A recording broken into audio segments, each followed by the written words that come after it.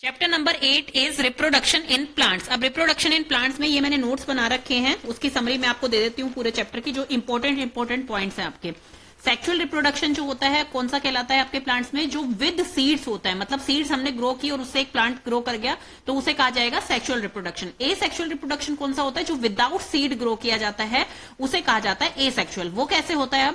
अब vegetative parts कौन से होते हैं आपके प्लांट के? रूट, स्टेम, लीव्स, बड, ये क्या कौन से पार्ट है? वेजिटेटिव पार्ट इन्हें कहा जाता है। तो इनसे जब रिप्रोडक्शन की जाती है तो उसे कहा जाता है वेजिटेटिव प्रोपगेशन।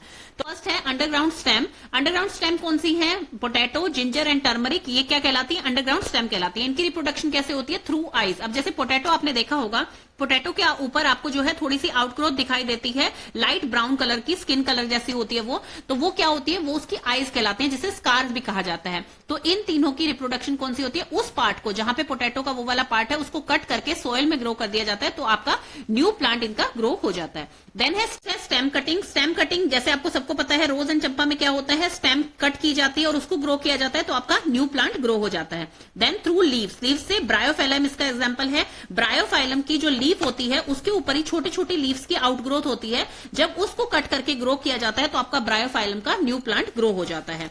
देन है फ्लावर्स, जो होते हैं वो रिप्रोडक्टिव पार्ट होते हैं आपके प्लांट के। रिप्रोडक्टिव पार्ट किसे कहा जाता है? फ्लावर्स को कहा जाता है। देन उसके बाद आता है बडिंग। बडिंग किसमें होती है? ईस्ट में होती है। ईस्ट आप हमें पता है कि यूनिसेलुलर होती है, मतलब उसमें सिर्फ सिंगल सेल होता है। नेकेड आई से आप ईस्ट को नहीं देख सकते हैं, लेकिन वो बहुत जल्दी रीग्रो करती है। जैसे कि ईस्ट में क्या होता है? बडिंग सिस्टम होता है। अब यहां पर आपको दिखाई दे रहा है एक, यहां पर क्या होगा? धीरे धीरे ये सेपरेट आउट होता जाएगा ऐसे, और यहां पर न्यू बर्ड बनता जाएगा। धीरे धीरे इसमें चेन ऑफ बर्ड्स बन जाएगी। तो ये क्या है? रिप्रोडक्शन हो रहा है इसका, बहुत क्विक होता है इसका रिप्रोडक्शन। देन है फ्रेगमेंटेशन। फ्रेगमेंटेशन मीन्स फ्रेगमेंट में टूट रहा है। तो स्पाइरोगायरा, जिसे एल्गा भी कहा जाता है, वो क्या होता है? ऐसे फ्रेगमेंट्स में टूट टूट के अपना रिप्रोडक्शन करता है, मींस ये न्यू यहां पर बन गया है।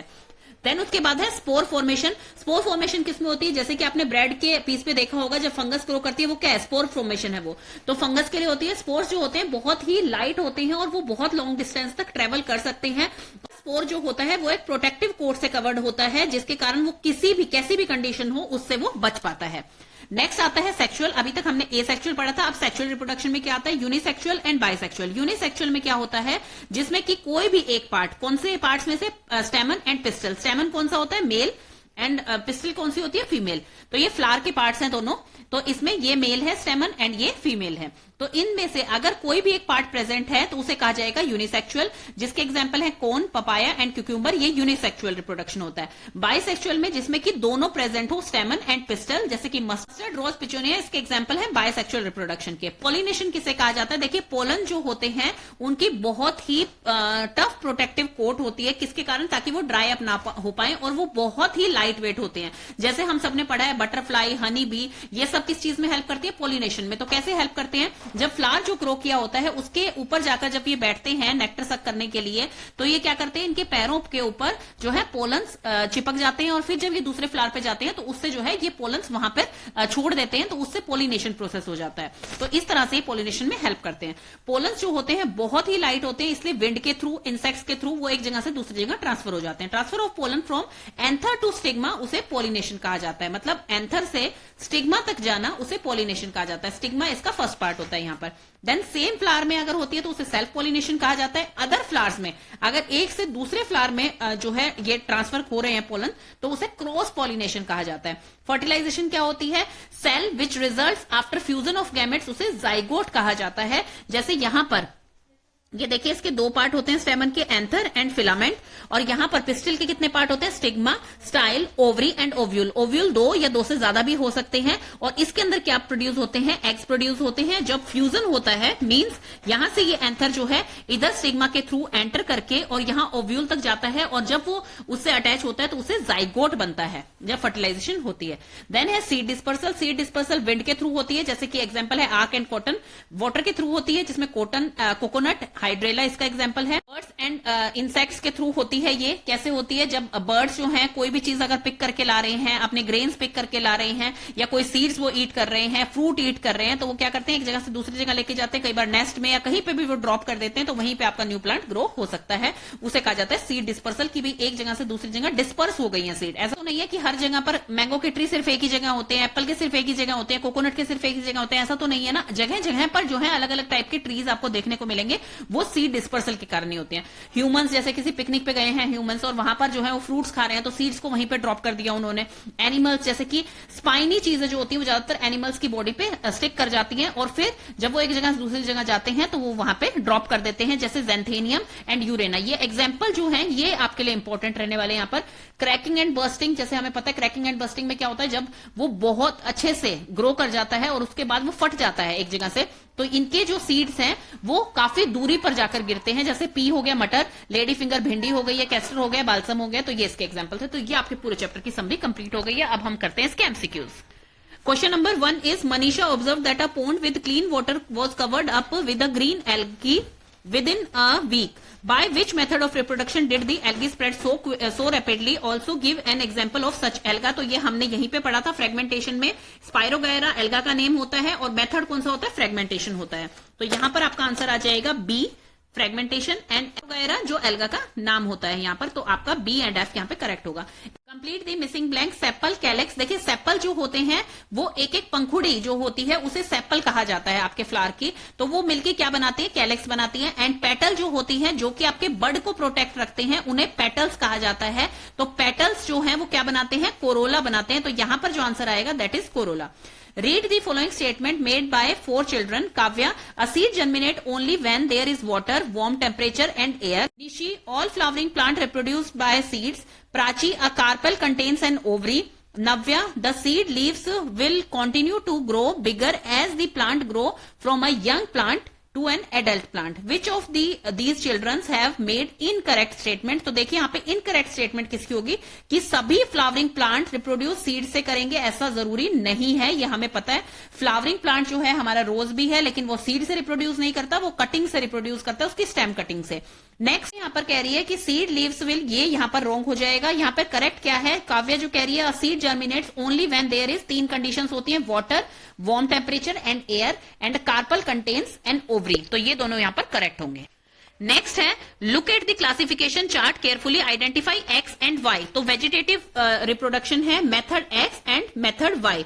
तो यहां पर ये किससे होते हैं, जो रोज एंड हिबिस्कस है ये कटिंग से होते हैं। कटिंग जब होती है इनकी स्टेम की तो उससे ये होते हैं rose and hibiscus. And method Y जो स्ट्रॉबेरी एंड जैस्मिन है ये लेयरिंग से होते हैं, लेयरिंग से होते हैं स्ट्रॉबेरी एंड जैस्मिन। तो इसमें आंसर आएगा कटिंग एंड लेयरिंग। एक्स यहाँ पे कटिंग होगा एंड वाई यहाँ पर लेयरिंग होगा। नेक्स्ट है which of the following shows the correct order of the process in the life cycle of a flowering plant. अब इनमें से life cycle of flowering plant के लिए कौन सा ठीक है, germination, then pollination, then dispersal, then fertilisation. ये करेक्ट रॉन्ग हो जाएगा यहाँ पर। Pollination, then fertilisation, then germination, then dispersal, ये भी यहां पर रॉन्ग हो जाएगा। यहां पर करेक्ट आपका कैसे होगा, सबसे पहले डिस्पर्सल होगा, देन उसके बाद जर्मिनेशन होगा, फिर पोलिनेशन होगा और फिर फर्टिलाइजेशन होगी, क्योंकि पोलिनेशन से पहले फर्टिलाइजेशन नहीं हो सकती है। ये हमने अभी भी पढ़ा था। पहले पोलिनेशन होगी और फिर उसके बाद जो है आपकी फर्टिलाइजेशन होगी। पोलिनेशन में कैसे होता है कि एंथर जो है वो कहां तक रीच करता है, स्टिग्मा तक रीच करता है, तो उसे कहा जाता है पोलिनेशन। तो इसमें करेक्ट होगा आपका ये कि सबसे पहले डिस्पर्सल हुई, फिर जर्मिनेशन, फिर पोलिनेशन, फिर आपका फर्टिलाइजेशन। नेक्स्ट आपका आ गया है, ये क्वेश्चन है observe the diagram given below, identify x. इसमें एक्स को आइडेंटिफाई करना है आपको। यहां पर एक्स क्या है, ये है फर्न, ये है मोस, ये है फंगस। तो ये हमने पढ़ा था फंगस का, ये किससे रिप्रोड्यूस करते हैं, रिप्रोड्यूस बाय स्पोर फॉर्मेशन। तो इसका करेक्ट आंसर सी होगा, डी नहीं होगा। फ्रेगमेंटेशन, फ्रेगमेंटेशन तो एल्गा से एल्गा करता है। Then Riya has the following parts of a rose plant. She wants to grow new rose plant. Which of the following part she can use? Choose the correct option. तो कौन सा part जो है वो use कर सकती है, तो इसमें से लीफ नहीं, लीफ से नहीं होता है, ब्रायोफाइलम में होता है। Branch no, bud no, stem yes stem से होता है, स्टेम कटिंग से जो है वो आपका रोज ग्रो करता है। A flower, pollen grains no, ये सब रॉन्ग है। इसमें आंसर आएगा ओनली आपका सेकेंड। नेक्स्ट इज, यहां पर आपको दिखाई दे रहा है ये सेम फ्लावर के अंदर हो रहा है, तो इसे सेल्फ पॉलिनेशन कहा जाएगा। आपका कौन से टाइप का पॉलिनेशन है, सेल्फ पॉलिनेशन। जैसे कि हमने यहां पर देखा था कि सेम फ्लावर में होगा तो सेल्फ होगा, अदर फ्लावर में होगा तो क्रॉस पॉलिनेशन होगा। Next question is, there are 3 groups given below. Each group involves an artificial method of vegetative propagation with an exception. Group 1 cutting, grapes, sugarcane, banana and strawberry. तो यहाँ पर हमें पता है स्ट्रॉबेरी जो है वो लेयरिंग से होती है, कटिंग में नहीं होती है, बाकी सब ठीक है. Group 2 layering, grape vine, jasmine, tapioca and lime. तो टेपियोका जो है साबूदाने को कहा जाता है, उसका किससे होते हैं? कटिंग से होता है, यहाँ पर लेयरिंग से नहीं होता है.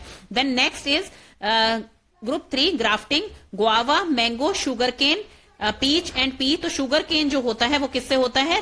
कटिंग से होता है, यहां पर नहीं होता. तो इन तीनों में से हमें वो सब एक्सेप्शंस निकालनी थी जो इन तीनों ग्रुप्स में दे रखी हैं. तो फर्स्ट में आएगी आपकी स्ट्रॉबेरी, सेकंड में आएगी टेपियोका एंड थर्ड में आएगी शुगर केन, क्योंकि शुगर केन और टेपियोका दोनों कटिंग से होती हैं एंड स्ट्रॉबेरी जो है वो लेयरिंग से ही होती है. तो वो आपकी जो है यहां पर गलत दे रखी है, यहां पर कटिंग है तो स्ट्रॉबेरी यहां पर नहीं आएगी, लेयरिंग में आएगी. Next is observe the figure given below and identify A B C. यहां पर तीनों दे रखे हैं. ए जो होगा यहां पर क्या होगा? पोलन ग्रेन होगा. एंड बी जो है यहां पर पोलन ट्यूब है. एंड सी जो है दैट इज फर्टिलाइज्ड एग है यहां पर.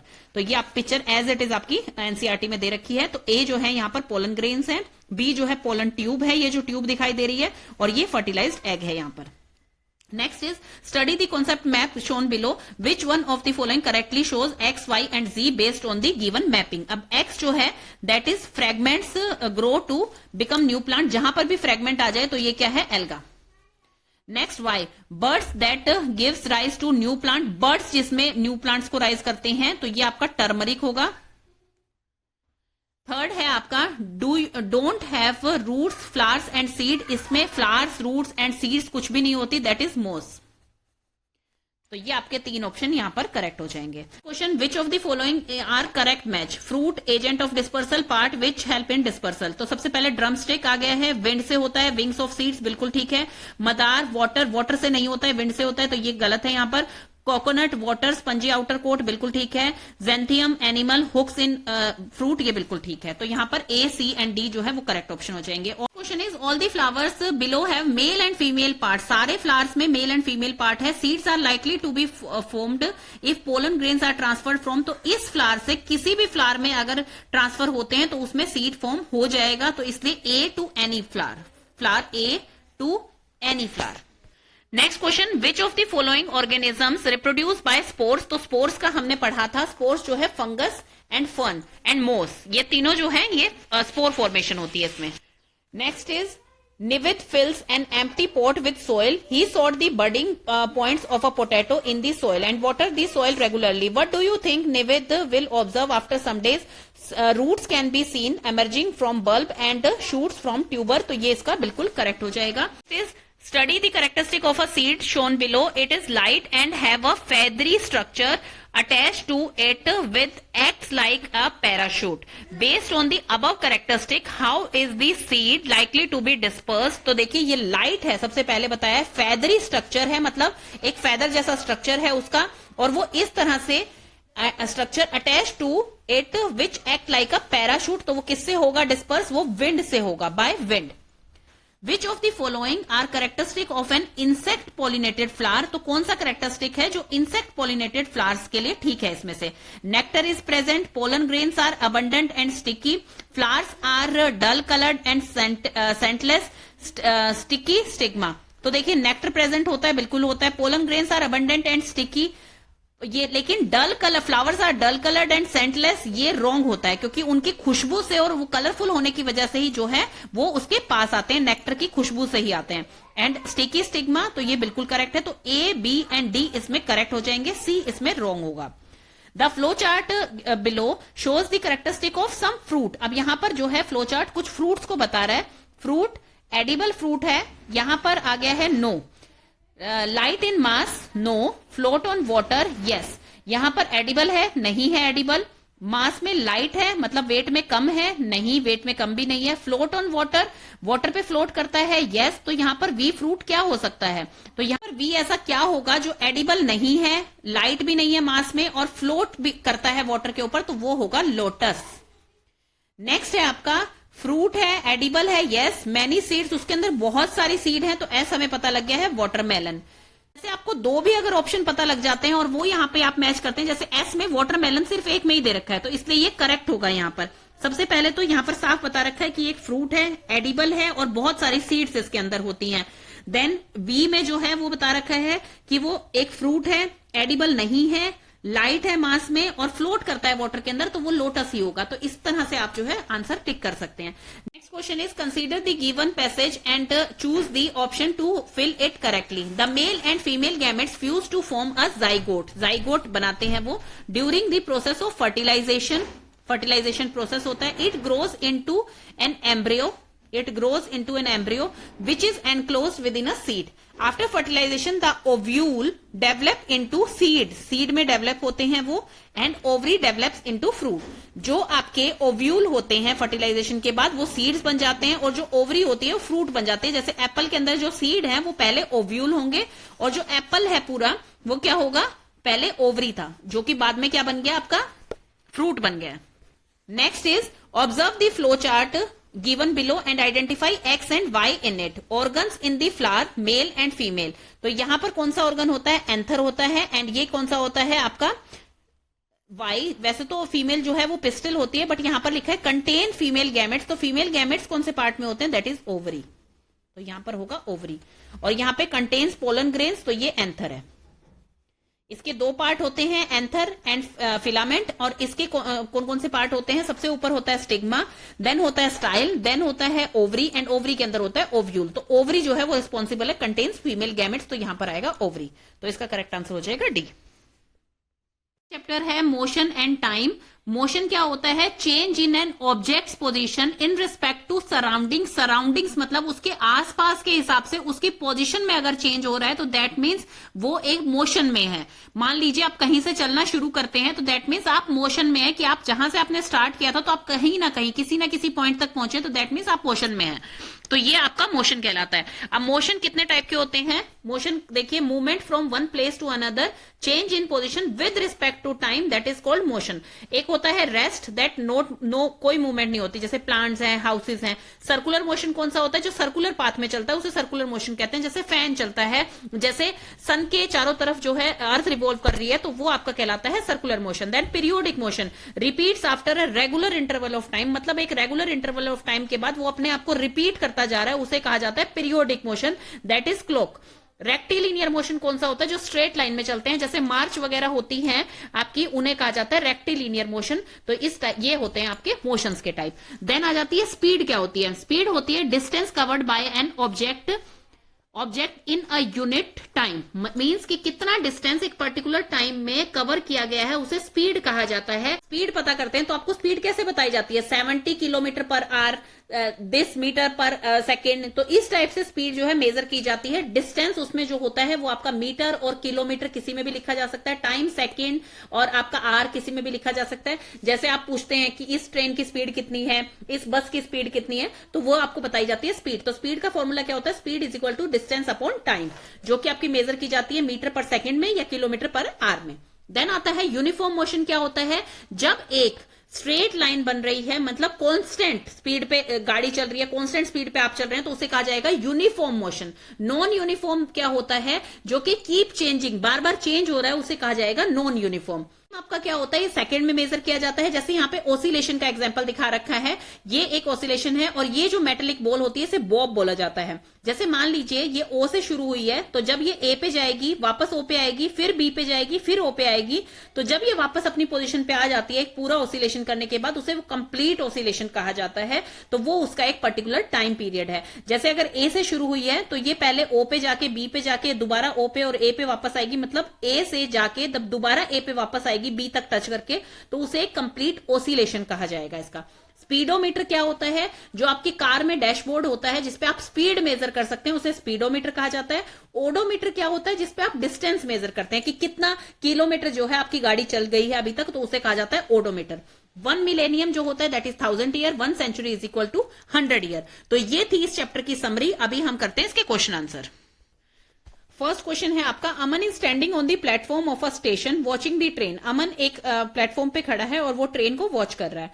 अ train travelling at 30 metre per second takes 3 second to pass Aman. एक ट्रेन आ रही है कितनी स्पीड से, 30 मीटर पर सेकेंड की स्पीड से, और उसको 3 सेकेंड लगे अमन को पास करने में। मतलब यहाँ पे अमन खड़ा है, वो इस ट्रेन को वॉच कर रहा है, तो ट्रेन की स्पीड कितनी है 30 मीटर पर सेकेंड, और टाइम कितना लिया उसने 30 सेकेंड अमन को पास करने के लिए। व्हाट इज द लेंथ, तो यहाँ पर हमें डिस्टेंस निकालना है, तो डिस्टेंस का फॉर्मूला क्या होता है, स्पीड इंटू टाइम। तो स्पीड है यहाँ पर 30 एंड ये 3, तो आपका ये हो जाएगा, और 30 मीटर पर सेकेंड, और यहां पर सेकेंड है, सेकेंड से सेकेंड कट जाएगा, मीटर आपका रह जाएगा 30 इंटू 3 90, तो 90 मीटर जो है उसकी लेंथ है आपकी ट्रेन की। तो इस तरह से आप ये निकालेंगे फॉर्मूले से। नेक्स्ट क्वेश्चन है, person follows the following path as shown in figure given below to reach to his home, what will be the average speed of the person. अब यहां पर एक पाथ दे रखा है, उस पर्सन को इतना टाइम लग रहा है अपने घर तक पहुंचने के लिए, तो एवरेज स्पीड पर्सन की क्या होगी। पहले वो 100 मीटर चला है, मतलब 3 मिनट चला है, 100 मीटर 3 मिनट्स के लिए चला है, फिर 200 मीटर चला है 5 मिनट्स के लिए, फिर 1 किलोमीटर चला है। तो इसको क्या करेंगे हम, सारे को प्लस कर देंगे पहले, और फिर उसके बाद जो है इसकी एवरेज स्पीड निकालेंगे। तो जब आप इसकी एवरेज निकालेंगे तो इसका आंसर आएगा 1.34 मीटर पर सेकेंड। नेक्स्ट आपका क्वेश्चन आ जाता है, next question is, Alan is riding a bicycle, in the first hour he travels at a speed of this, in second hour he travels इतना, in third hour he travels at speed of this, what is the total distance travel. तो अब distance जो है इसका यहाँ पर speed दे रखी है, अब टोटल डिस्टेंस कितना ट्रेवल किया है उसने, 10, 15 एंड 20, इन तीनों को हम यहाँ पर प्लस कर देंगे तो उसका टोटल डिस्टेंस आ जाएगा, that is 45 kilometre. Question is, consider the following statement and choose the incorrect ones. The ratio of speed versus distance gives the time taken by an object to cover the distance. अब speed oblique distance gives the time taken, time no, ये wrong होगा। इसका time का formula आपका बनता है distance upon में speed, तो ये आपका रॉन्ग हो गया, यहां पर इनकरेक्ट चूज करना है, दैट मींस फर्स्ट ऑप्शन आ जाएगा। Odometer records the distance travelled by a vehicle in kilometre, ये बिल्कुल करेक्ट है। To compare the speed of a number of object, units need not to be same, unit same नहीं होनी चाहिए, तो ऐसा कुछ नहीं होता है, तो फर्स्ट एंड थर्ड जो है वो इनकरेक्ट है इसमें, तो ये आपका करेक्ट हो जाएगा। Consider the following statement and choose the correct ones. A speedometer measures the average speed of a vehicle, a higher speed indicates that a given distance has been covered in a shorter time, ये बिल्कुल correct है। motion of a hammer in electric bell is a periodic motion, yes वो एक periodic motion होता है, तो ये दोनों यहां पर करेक्ट हो जाएंगे। नेक्स्ट आपका आता है, fill in the blanks with the help of option given below in the box। तो यहां पर ऑप्शंस दिए हुए हैं आपको, तो यहां पर आपका आएगा the distance moved by an object per unit time is termed as, तो क्या होगा वो आपका स्पीड कहलाएगा। Distance travelled by an object upon में time is speed. A moving body changes its dash with the passage of time, changes its position. Motion किसे कहा जाता है, जब एक पर्सन या कोई भी चीज आपकी एक जगह से दूसरी जगह जा रही है with the passage of time, तो उसे मोशन कहा जाएगा, तो इसका आंसर ये हो जाएगा। An object moving along a straight line with a constant speed is in, तो constant speed पे अगर वो चल रहा है तो वो कहलाएगा uniform motion. The SI unit of speed is, तो SI यूनिट स्पीड की क्या होती है, मीटर पर सेकेंड, यहां पर मीटर पर सेकेंड आएगा। The turning of the blades of a fan is dash motion, turning of blades जो है वो रोटेशनल मोशन आपका आएगा यहां पर, तो आपका आंसर हो जाएगा रोटेशनल मोशन। यहां पे आपको एक फिगर गिवन है, यहां पर पूछा जा रहा है विच type of motion do the children have in the figure given in this question, तो यहां पे आपकी आएगी सर्कुलर मोशन, यहां पर ये दिखाई दे रहा है, तो that is circular motion. Next is true and false, the motion of the earth around the sun is a uniform motion, तो वो यूनिफॉर्म मोशन में नहीं आएगा, दैट इज फॉल्स।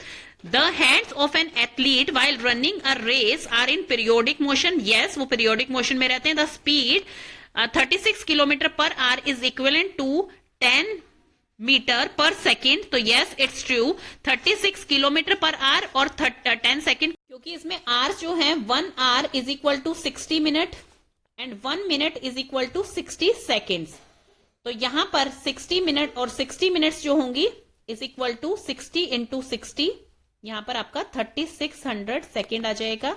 तो इसको हम डिवाइड करेंगे, यहां पर 36 किलोमीटर है, 36 किलोमीटर को जब मीटर में कन्वर्ट करेंगे तो 1 किलोमीटर इज इक्वल टू 1000 और यहां पर 3600, तो यहां पर 0 से 0 कट जाएगा, इससे ये कट जाएगा, तो 10 आ जाएगा आपका, तो 10 मीटर पर सेकेंड आ जाएगा, बिल्कुल करेक्ट है। A slow moving object covers a particular distance in shorter time as compared to others. Slow moving नहीं, कभी भी shorter time में नहीं करेगा, fast moving करेगा, तो इसलिए ये false होगा।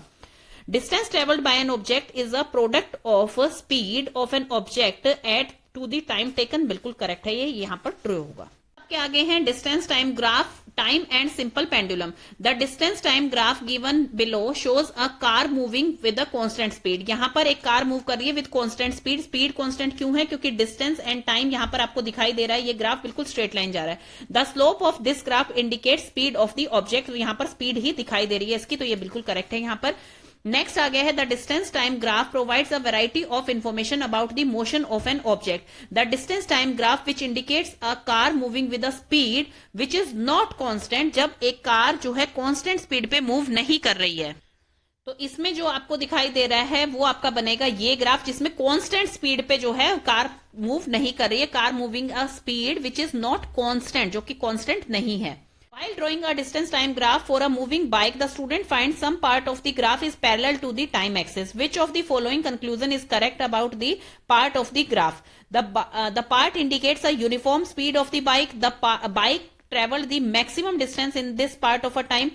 The bike traveled the minimum distance in this part of the time. The bike was rest in this part of the time. तो यहां पर देखिए एक डिस्टेंस टाइम ग्राफ बनाया गया है, डिस्टेंस और टाइम ग्राफ बनाया गया है। The student find some part of the graph is parallel to the time axis.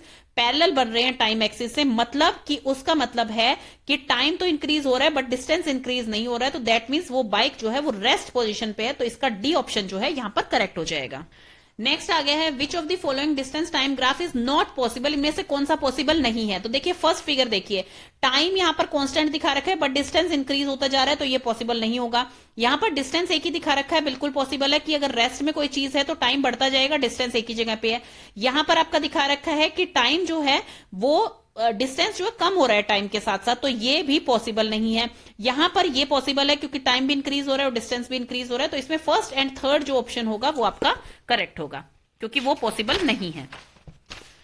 Next है the motion of a body is depicted graphically as shown in the given figure. Then तो यहां पर देखिए, यहां पर एक चीज आपको दिखाई दे रही है डिस्टेंस एंड टाइम, यहां पर 20 मीटर एंड टाइम जो है वो 10 second. The average speed of the body is 2 metre per second, बिल्कुल सही है, ये फर्स्ट ही सही है क्योंकि 20/10 मीटर और सेकेंड, तो यहां पर ये कट जाएगा, तो 20 मीटर पर सेकेंड, ये बिल्कुल करेक्ट है फर्स्ट ही। The average speed of the body is 0, no. The body changes its direction twice, no. All the above, नहीं, ये आपका फर्स्ट वाला यहां पर करेक्ट होगा।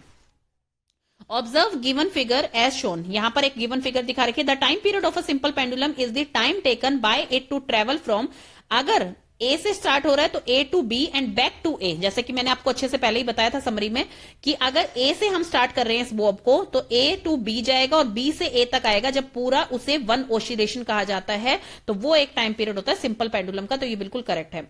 ओ टू ए टू बी, नहीं ये यहां पर बन ही नहीं रहा है, B to A and A to B and B to O, no. यहां पर अगर बी से हम शुरू करेंगे तो बी टू ए और ए टू बी, ये आपका 1 हो जाएगा, तो इसमें फर्स्ट ऑप्शन आपका करेक्ट है, ए टू बी नहीं, ये भी नहीं होगा। A pendulum is swung periodically as shown in the figure given below. The following position time graph best describe the motion of the pendulum. अब इसमें से कौन सा ग्राफ है जो इसको अच्छे से शो कर रहा है? तो देखिए ये यहाँ पर टू एंड फ्रो मूव कर रही है, तो इसका ये वाला ग्राफ यहाँ पर बनेगा पोजिशन एंड टाइम का, तो ये आपका करेक्ट होगा इसमें। नेक्स्ट आपका आ गया है fill in the blanks with the help box. यहां पर हेल्प बॉक्स दिया हुआ है, उससे हमें फिल करना है। The slope of distance time graph gives, slope of distance time graph, उससे हमें क्या पता लगती है? स्पीड पता लगती है। The time taken by a pendulum to complete one oscillation is called its, वो क्या कहलाया जाएगा? उसका टाइम पीरियड, वो उसका टाइम पीरियड होता है। The time from one sunrise to the next is called is a dash type of motion, तो वो कौन सा मोशन है? वो पीरियोडिक मोशन है, उसका एक पर्टिकुलर टाइम है कि सनराइज हो रहा है, फिर दोबारा से सनसेट हो रहा है, फिर सनराइज हो रहा है, तो time from one sunrise to the next is the periodic type of motion. The distance travelled graph of a body at rest is a straight parallel line to time axis. अगर distance time graph एक body का rest पे है in a straight line parallel to time axis, distance travel graph यहां पे बनता है, distance यहां पे होता है, तो स्ट्रेट लाइन पैरेलल किसके बनेगी? टाइम के पैरेलल बनेगी। क्यों? क्योंकि डिस्टेंस जो है वो क्या है? कांस्टेंट है, रेस्ट पे है। If the distance time graph of a body is a curved line, अगर कर्व्ड लाइन है, it represents body is moving with body is moving with a non uniform, अगर कर्व बन रही है तो that means non uniform speed पे जो है बॉडी मूव कर रही है, तो ये आपका हो जाएगा इसमें फर्स्ट ऑप्शन करेक्ट। नेक्स्ट आपका है Rahul is going from the playground back to his home. The distance time graph of his journey is shown below. Match the statement to the marked position of the graph correctly. He is going with high speed. He is going back. He takes rest. He slows down. अब यहां पर सबसे first आपको देखिए जिसमें इन्होंने पूछ रखा है he is going with high speed, सबसे हाई स्पीड पे कहां जा रहा है वो, इस स्पीड में, ये सबसे हाई स्पीड में गया वो, तो यहां पर फर्स्ट आ जाएगा ओ ए जो सबसे हाई स्पीड है। ही इज गोइंग बैक, किस में वो वापस जा रहा है, सी डी में वो वापस जा रहा है, गोइंग बैक जा रहा है। ही टेक्स रेस्ट, रेस्ट उसने कहां लिया है, रेस्ट उसने लिया है बी एंड सी पे। ही स्लोज डाउन, स्लो कहां हुआ है, ए एंड बी पे, तो ये इसका करेक्ट ऑप्शन हो जाएगा। आपका सिंबल्स और electric component, some common electric components can be represented by symbols, कुछ इलेक्ट्रिक कंपोनेंट्स जो होते हैं कॉमन जो कि आप सिंबल से रिप्रेजेंट कर सकते हैं, जैसे कि आप टेबल 14.1 में देख रहे हैं, ये देखिए ये है इलेक्ट्रिक सेल। इलेक्ट्रिक सेल को जो है दो पैरेलल लाइन से शो किया गया है, एक है थिन और लॉन्ग लाइन और एक है स्मॉल एंड थिक लाइन।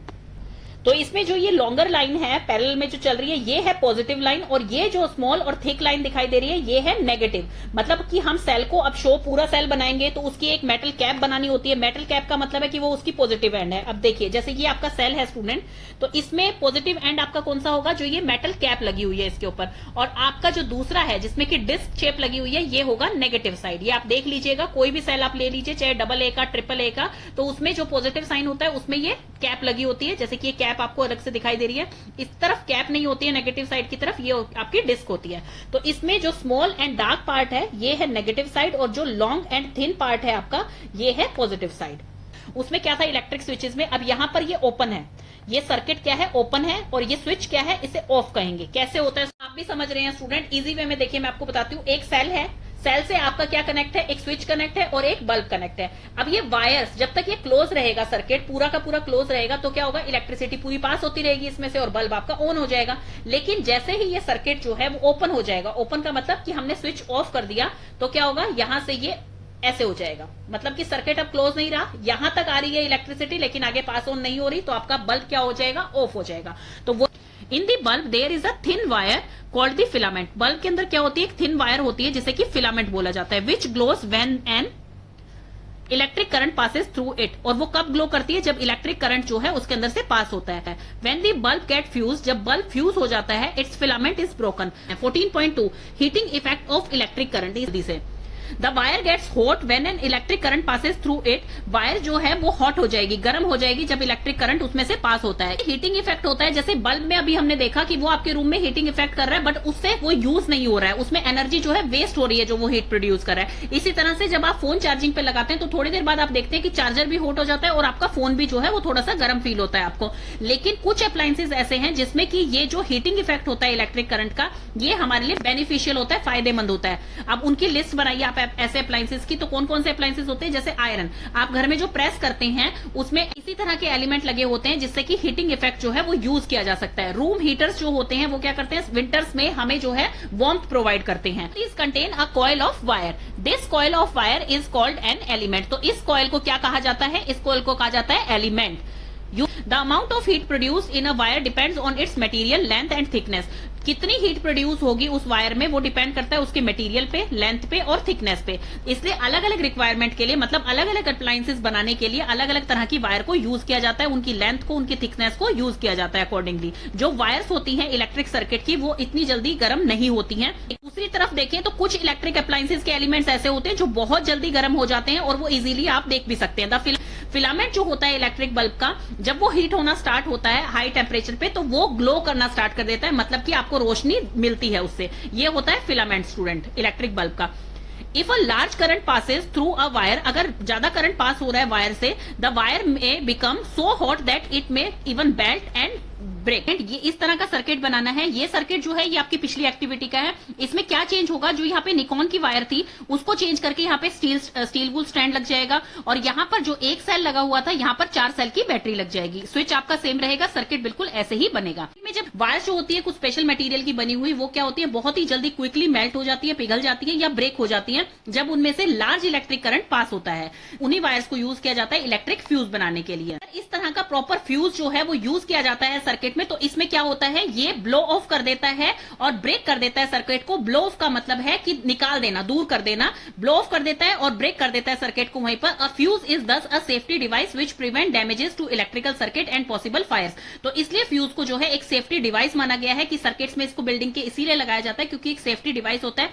अगर ज्यादा एक्सीड कर गई, मैक्सिमम लिमिट से भी जो करंट आ रहा है वो एक्सीड कर गया, तो ज्यादा से ज्यादा क्या होगा, ये जो वायर लगी हुई है ये यहाँ पे ब्रेक हो जाएगी या मेल्ट हो जाएगी। ये जो फ्यूज है ये क्या करेगा, ये प्रोटेक्शन कर देगा, ये जो है इस फायर का खतरे को खत्म कर देता है। मतलब कि इसकी सिर्फ वायर जो है वो मेल्ट हो जाएगी या ब्रेक हो जाएगी, फ्यूज को उसके बाद कोई इफेक्ट नहीं पड़ेगा। वो हमारे हाउसेज में लगता है, ये जो है ये हमारे हाउसेज में, बिल्डिंग्स में लगाया जाता है ये फ्यूज।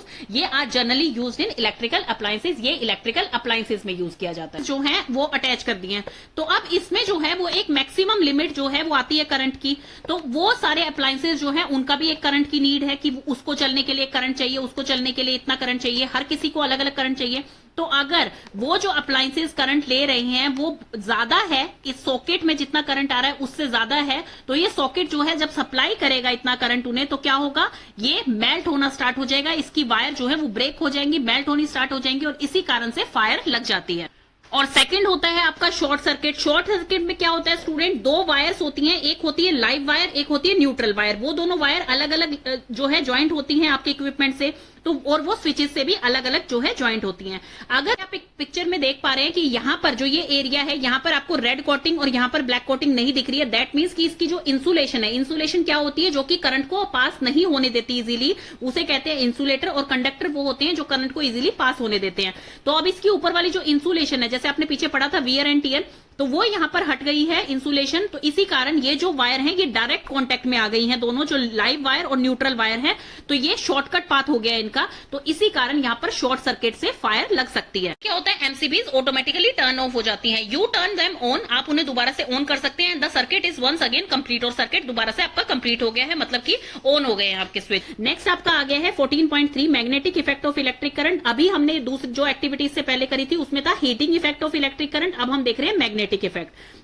कि जब भी कंपास के पास मैग्नेट लेके आते हैं, क्योंकि कंपास की जो निडल होती है वो मैग्नेट की तरह काम करती है, जब उसके पास कोई बार मैग्नेट लेके आते हैं तो वो डिफ्लेक्ट होना स्टार्ट हो जाती है, मतलब कि पोजीशन उसकी हिलनी स्टार्ट हो जाती है। तो इसी तरह से वो कह रहे हैं जब बकेट के अंदर स्विच को ऑन किया गया तो भी इसकी जो निडल थी वो डिफ्लेक्ट हो रही थी। तो इससे आप क्या समझ पा रहे हैं कि इसके अंदर एक मैग्नेटिक इफेक्ट भी होता है। इलेक्ट्रिक करंट जो होता है जैसे ही वो वायर से पास किया जाता है तो वो मैग्नेट की तरह बिहेव करने लग जाते हैं, तो वो होता है उसका magnetic effect on electric current. और यहां पर है इलेक्ट्रोमैग्नेट। इलेक्ट्रोमैग्नेट्स क्या होते हैं, जब इलेक्ट्रिक करंट पास किया जाता है, मतलब स्विच ऑन होता है, तो जो भी वहां पर वायर होती है, जो भी कॉइल होती है, वो किस तरह बिहेव करने लग जाती है, एक मैग्नेट की तरह बिहेव करने लग जाती है। और जैसे ही हम स्विच ऑफ करते हैं तो उसकी मैग्नेटिज्म प्रॉपर्टी जो होती है वो लूज कर देती है, मतलब कि उसमें कोई मैग्नेटिक इफेक्ट उस टाइम नहीं होता जब उसमें से करंट पास नहीं हो रहा होता। तो ये हम इसमें पढ़ चुके हैं। अब नेक्स्ट आ गया है 14.5 इलेक्ट्रिक बेल। इलेक्ट्रिक बेल जो है किस तरह से वर्क करती है, ये है आपका आयरन पीस जिसके ऊपर की कॉइल की गई है ये पूरी वायर।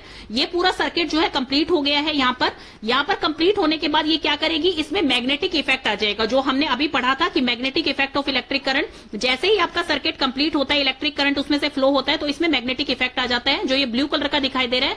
मैग्नेटिक इफेक्ट के कारण ये इसको अपनी तरफ अट्रैक्ट करता है, अपनी तरफ, क्योंकि मैग्नेट हमें पता है, मैग्नेट जो भी लेके आएंगे आप, बाहर मैग्नेट जो लेके आते हैं, तो वो आयरन को अपनी तरफ अट्रैक्ट करता है, खींच लेता है। आप आयरन की पिंस वगैरह उसके पास रखेंगे तो उस पे ऊपर जो है स्टिक हो जाती है, क्योंकि वो अट्रैक्ट करता है उसको। तो ये अब इसको अट्रैक्ट कर रही है अपनी तरफ, तो जैसे ही ये इसको अपनी तरफ अट्रैक्ट करेंगी, पुल होगी ये, तो ये इस पे स्ट्राइक करेगी और आपकी बेल रिंग करती है। लेकिन जैसे ही बेल रिंग करने के लिए ये इस तरफ से आई तो इसका मैग्नेटिक इफेक्ट खत्म हो जाता है। क्यों? क्योंकि यहाँ पे सर्किट ब्रेक हो रहा है। ये आप देख रहे हैं, जैसे ही ये जो पार्ट ऊपर जा रहा है बेल रिंग करने के लिए, तो यहाँ पर सर्किट ब्रेक हो रहा है।